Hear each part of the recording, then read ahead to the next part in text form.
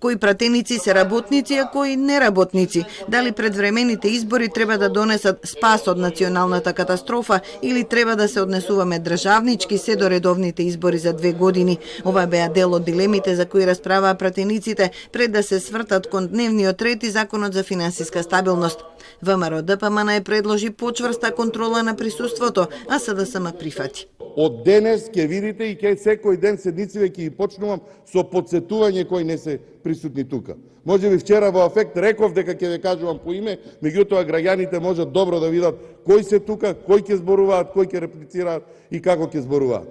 Подршка на колегата координатор од ВМРО ДПМН, да се води евиденција и за присуство, и за напуштање на сала и да соодветно да се применува се што е законски. Секој што не е присутен, секој што и напушта сала.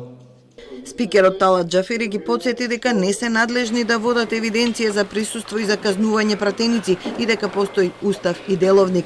Сепак, кога 34 пратеници се јавија за реплика на една дискусија, побара затварање на вратите и пребројување на присутните. Службите да затворат врати. Пријавени по список за реплика има 34, да видиме дали има 34 пратеници овде. Нема да ве читам еден по еден. Ќе ве читам еден по еден, откако ќе се утврди колку има пратеници тука. Може да остане таму. Опозицијата гледа многу причини за предвремени избори. Кога власта дава секојдневно лоши примери, кога пратениците на власта молчат и ги одобруваат нивните лоши примери, тоа несомнено си влијае на одлив на капитал, на одлив на мозоци, на одлив на млади луѓе и остануваат тука мериокритетите кои што овака ќе зборуваме, ќе убедуваме за нешто кое што секако ќе се случи. Бидејќи мора да се случи, тоа се предвремени парламентарни избори. Џафери ги потсети кој е начинот да се издействуваат предвремени избори. Уште сега поднесете барање за распуштање на собранието. Утре дента ќе имате седница веднаш. Односно ќе прекинам со оваа седница, ќе идам на нова седница. Тоа е процедурата за предвремени избори, Бојан Стојановски и сите што зборите за предвремени избори.